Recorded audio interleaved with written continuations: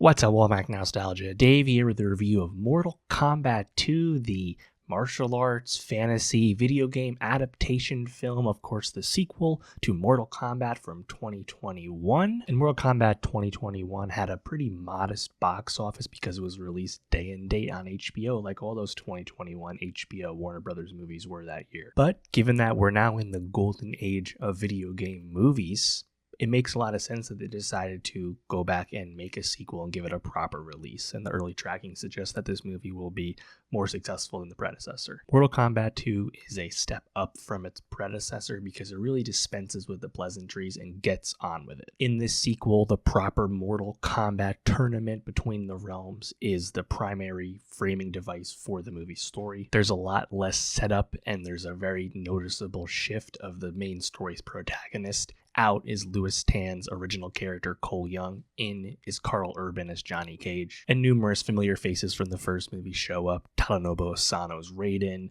Hiroyuki Sanada's Scorpion, Joe Taslim's Sub-Zero. Is this story incredibly stupid, very contrived with numerous logic leaps? Yes, of course. It's truly a dumb fun type movie that leans into its fan service because that's all it really can hang on to. Apart from Urban's Cage and newcomer Adeline Rudolph's Katana, mostly their supporting characters don't really have a lot to them. The characterization's pretty thin. There's really not much to those characters beyond just being in action scenes. And this movie throws tons of fights at you and very noticeable staging a la the way the video game works. I think there's actually too many fights involving the main villain Shao Kahn, but if you want to see a bunch of people get beat up and killed and use the various powers you know from these characters, you will be satisfied in that respect. Just don't expect anything else beyond that. I think it'll prove to be pretty interesting comparing Mortal Kombat 2 to the Street Fighter movie coming out later this fall from Paramount. Obviously, these are video game franchises that have been compared the entire time. Now we'll see how the movies look side by side. But I do think Karl Urban's presence as Johnny Cage, who was teased at the end of the first movie, it does add a bit of gravitas. Frankly, it adds a bit of star power that the first movie was missing. Is this Urban performance too dissimilar from Butcher on the Boys from Urban? No, not really, but playing Johnny Cage as this actor who had his heyday in the 80s and 90s, very much like a Jean-Claude Van Damme stand-in, and then has to actually use his karate background to save his own life and join the good guys because he's been drafted into the Mortal Kombat tournament.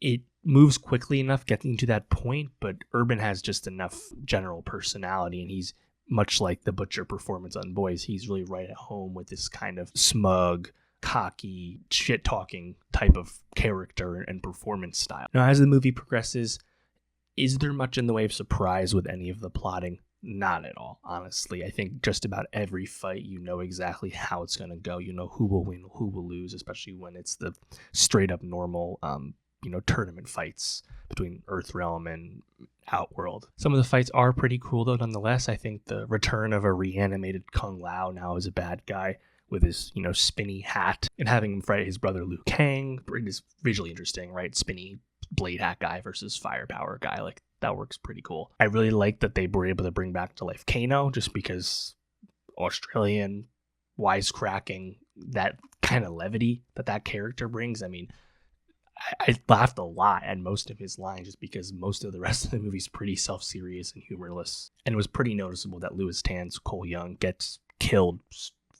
brutally by the villain Shao Kahn. Lewis Tan, original character, not from any of the games, was by far and away the main character of that first movie. And they certainly course-corrected over the course of this movie in terms of taking him out of the narrative. Now, the issue with these movies long-term is that there's nothing in the way of narrative stakes when literally one aspect of this world is the nether realm, hell.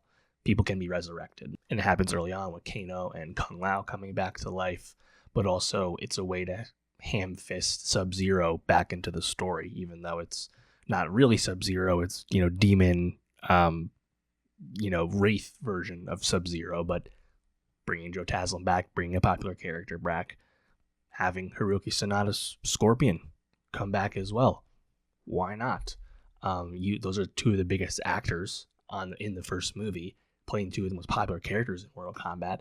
If you want to bring him back, you can. So anything we saw can be effectively be reversed. So there's not a lot of dramatic heft, right? Like when Raiden is near death early on in the movie, was I really that worried about him?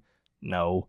I think it was a clever enough way to kind of sideline Raiden and his strong powers so that the other characters who aren't as capable as him have more to do, and there's more dramatic punch in terms of what they're trying to accomplish. Fair enough. The Katana character, though, which was introduced early on, originally I was like, oh, this is kind of curious. You're actually giving us multiple POVs at the same time and giving us a outworld POV at the same time as the Earthrealm POV, the good and the bad.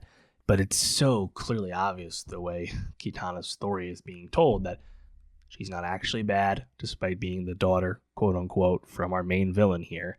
And it's revealed quite quickly that she's a double agent for Raiden.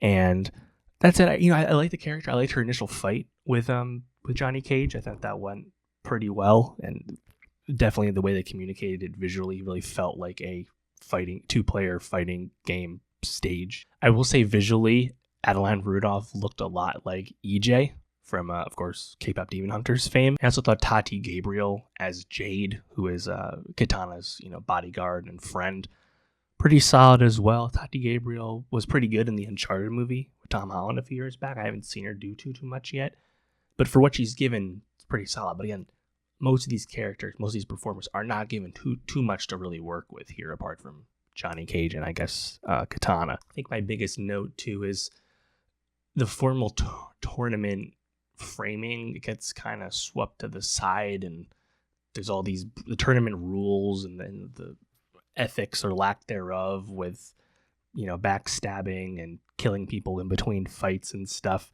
It's kind of confusing how all that works or doesn't actually matter.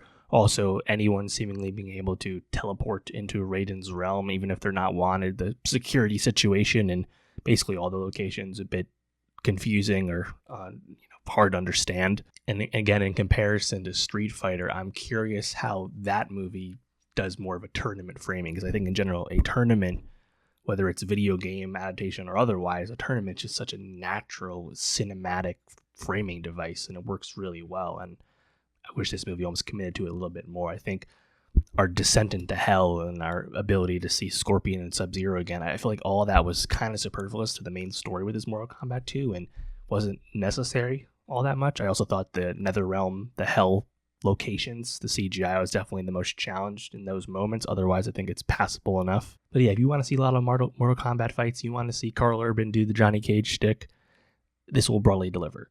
Looking forward to Street Fighter. Looking forward to seeing Andrew Koji in Street Fighter as Ryu, of course, the counterpart to Joe Taslim in Warrior, of course, both of them very celebrated as martial arts performers. I am kind of optimistic about how Street Fighter is going to go, given that trailer. Let me know what you think about that movie coming up. What do you think of Mortal Kombat 2? Do you agree it's an improvement on the first movie, albeit still with plenty of challenges? Let me know. And for more movie reviews, subscribe. I'll see you next time.